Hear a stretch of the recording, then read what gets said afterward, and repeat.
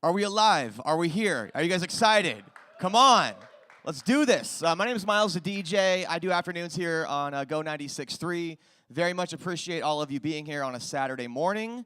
It's beautiful outside. It's going to get beautiful on stage because we have an amazing band to play songs for you. Make some noise for Band of Horses.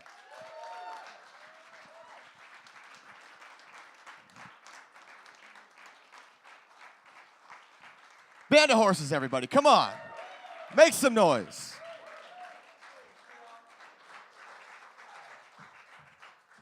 What's up, y'all?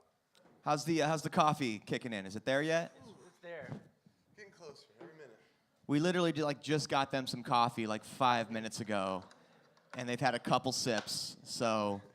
But you're professionals. You're masters of the craft. That's still early. Let's see how it goes. You know what you're doing. You're so modest. I've noticed that. Watching interviews of you, reading interviews, you're very humble. You know, I don't think you recognize the talent that you guys truly have. Is that fair to say?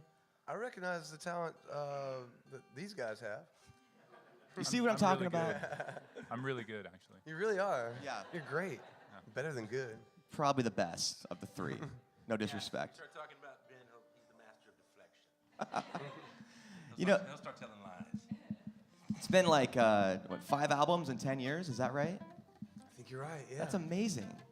Yeah, it's cool. How did you do that? With music. Right. Inspiration. The record industry and the music industry, it's changed so much in that time. Is that something that you've noticed being a musician? And if so, how has that sort of changed your approach to touring, promoting, making music? Man, it's changed it considerably. You know, we started on Sub Pop Records. It was pretty unlikely even at the time we'd get signed by a label and get to go tour or anything. And then you had like the OC TV show or something. Everyone was like licensing songs for the first time, and everyone was calling each other sellout and all that stuff. But you know, that was right around the time that bands, you know, the record sales started slumping around that time, and that was just an interesting time where musicians had to supplant their income with licensing things, and it was interesting to see it take that kind of twist there, and then it became, I guess, a little bit after that, it was instead of touring to promote an album, you're putting out an album to promote your tours, you know, because there's no record sales left anymore. There's, you know, it seems like the sky was falling. Got into the major label thing, dabbled there, somehow ended up the other side, going to another major with Interscope, which has been wonderful. I don't know, it's crazy. We've been very lucky that people have cared enough to want to keep working with us. Somehow we're still doing it. And now, you know, this is the first time we're actually like kind of promoting on radio, like getting some airplay on commercial radio, and it's interesting. And in 12 years, it's really taken some interesting turns. I feel like radio, not talking specifically in the Twin Cities, but just in the country certainly, has sort of kind of finally caught up to what you guys have been doing for 10 years. I was talking to your tour manager before the show started, and sorry. no, he's a terrible person to talk to, but I got through it. What's up, Brian? Just kidding, man. It was a good time. But I remember when No One's Gonna Love You came out in 07. If that song came out like today, that'd be a #1 record, you know what I mean? But at the time, it was, you know, like a lot of rock songs were on the radio again. It was sort of after that indie phase happened, after like Modest Mouse and Franz Ferdinand Yourself. So it's kind of cool to finally see radio catching up to it. Yeah. You mentioned all these people who still want to work with you and make music with you. I've heard you describe this new record as sort of a friends party. Yeah, that's true. What is, can you elaborate on that a little bit? Well, yeah. Besides my confidants, my trusted brothers, Ryan and Tyler here, and Bill and Creighton, who are back at the venue right now, we found a sympathetic ear in Jason Lytle from Granddaddy to produce the record. Always been a big fan of him, and just love the dude as a person. So it was nice to get to work with him. We got these two ladies that I used to be in a band with ages ago. Got them to sing on one song. Got two guys from Archers of Loaf, this band that I loved so much growing up. Got them to play on the record. Jay Mascis sings, the hook on one song. We got Dave Fridman, who produces like the Flamin' Lips and MGMT and stuff like that. We got him to mix the record. Rick Rubin helped lend a hand here and there throughout the process. So it was like, it's a like hero friends party, you know. What was it like working with Rick Rubin? There's so many like legendary stories about that guy, you know, like coming into the studio with this sort of Zen mentality, barefoot, like super, like almost like yoga-like, I guess. I've never met him or worked with him, so I don't know. But what was it like working with him and having all these records in his arsenal? Oh my Lord. I think at first I was a bit intimidated. Like I'd hung out with him like, you know, here and there. But like going to his house in Malibu or something where it's like, dang, I gotta take off my shoes and like, you know, make sure I don't like pee on the toilet or something, you know, like, and just, it was just a little bit strange to be in like such a personal one-on-one time with him. But he makes you feel at ease immediately. And when it comes to like the nuts and bolts of him helping us with the record or something, he mostly just wanted to talk about, you know, just songs in general. He's not trying to pick apart everything that I'm playing for him or something. He mostly just wants to get into like the overall sense of and vibe of like what you're kind of going for. And it doesn't really push or pull you one way or the other. He just kind of helps bring out the best in people. I don't know how he does it. It's enigmatic, and he's just a magical, life guru. And you guys made some quality music on this record. He helped out with that. Now you're on the road. I hear you've been really working on this record, or rather promoting this record, for the last, 10 months or so now? Yeah, we're getting about to circle back a year soon, yeah. What's that been like? Oh, it's awful. No, Waking up early on a Saturday. no, it's been great. I mean, again, I think we all feel so fortunate that somehow we're still semi-relevant in this music biz thing, and the fact that people still are digging it, it's a blessing. So we're glad to do the work. Sometimes it's harder. Some days are tougher than other days with all the traveling and stuff and getting old as crap like we are. But I don't know. I think we're still rolling along quite nicely. What do y'all think? Feels that way. Seems that way. Are you happy? I'm happy. What are we going to hear first? We're gonna warm up a little bit. It is kind of a little bit early for rock and roll, but we'll do one from our album Infinite Arms, and this was the first single from that record. This is called Laredo. Band of Horses, everybody. Make some noise. Thanks, y'all.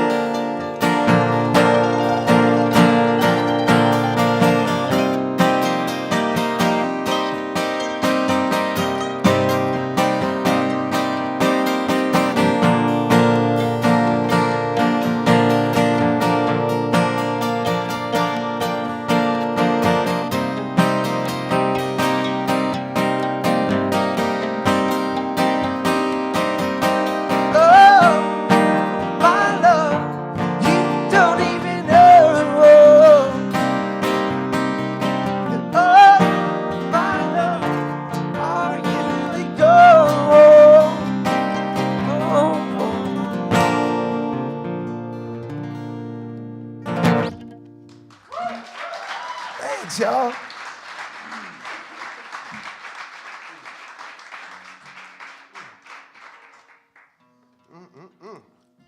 That song's funny, actually. I wrote that when I was living here in Minneapolis for a while, and I went up to, I guess like the Virginia area, like right near the border up there. What is that? What is that area called? It's right near Hibbing and stuff. Yeah. Love that spot up there. I was up this damn lake, and yeah, well, I was going to stay on this lake. It was like the off season. Gonna be no one around. I was gonna go and try to write songs for Infinite Arms, and it was getting dark, and it's like, oh, I'm never gonna find this damn place in the dark. But as I'm driving through there, I see this damn sign. It's like Jammer Lake, that way. I'm like, dude, that's the coolest name for a lake ever. So it made it somehow in that song. Good story, Ben. Nice job. We pretty much call it, like, at that time, even more than ever, we would call everything a jammer. Thank you. By the way. What? At that time, more than ever, we would call everything a Everything jammer. was a jammer. Yeah, like, pass me that little jammer. Yeah. Remember with that jammer? Yeah. Like, they called the lake a jammer, too. Yeah, exactly. Like, no, Yeah. yeah. Yeah, like if you want someone to turn down the AC in the car, like, can you turn down the jammer? Yeah. Everything. Or if you see a lake, is it, look at It's that. jammer. Yeah. It's a big ass jammer. Thank you. Yeah. Thank you very much. Just got it. Okay. Sorry, y'all. It's kind of hard to sing, but hell, let's have fun. Want to try this one? Yeah. Oh, this one's called In a Drawer.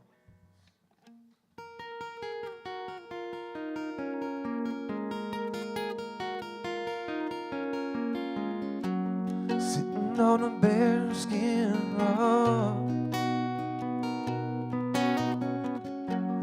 listening to Grandpa talk,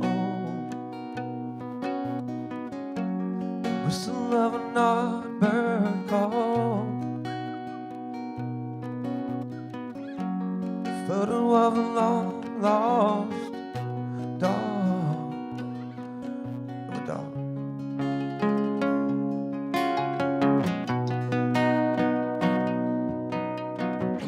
Do you love me? Which one is it?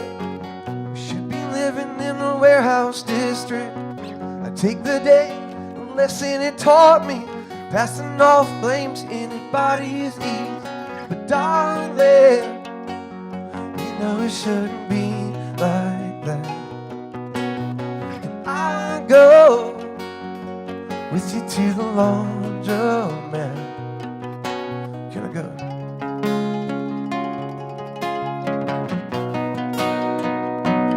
Found it in the drawer.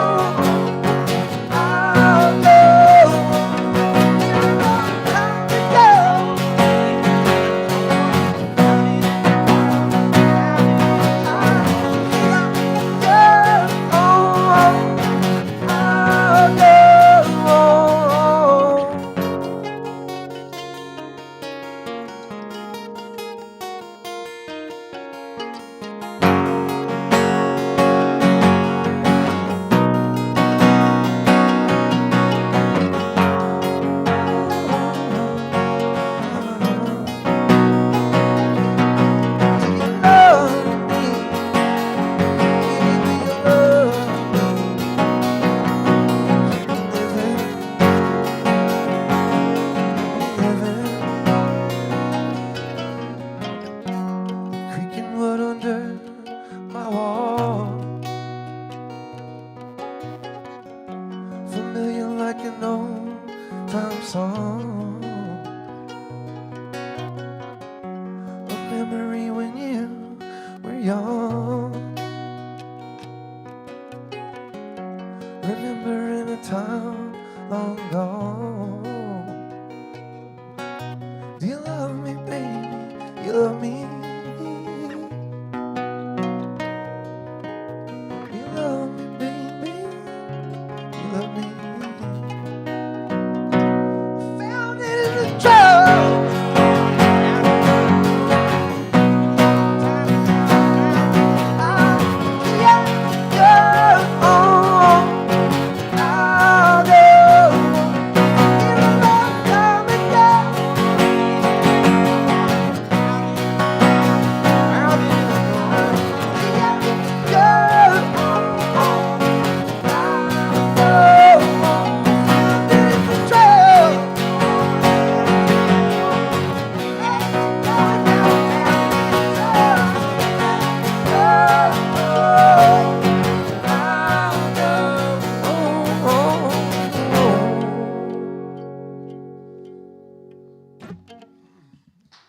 Thanks, y'all.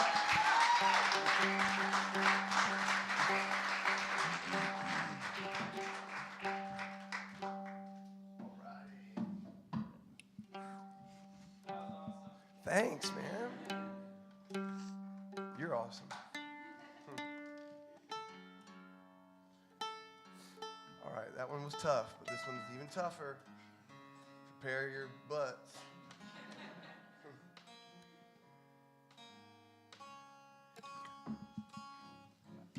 I just totally blank. What are we playing? Oh, right. I swear to God, my brain is not working. I was like, what's tough? I was like, all these. All right, this is called Casual Party, y'all. Thanks so much for being here, getting up on a Saturday with us.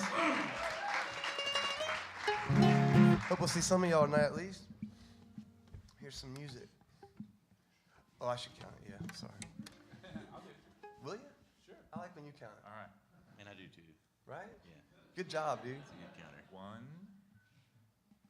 Don't do it like that, yeah. Count Dracula or whatever. Wow. Fine. Yeah, wow. 1, 2, 3.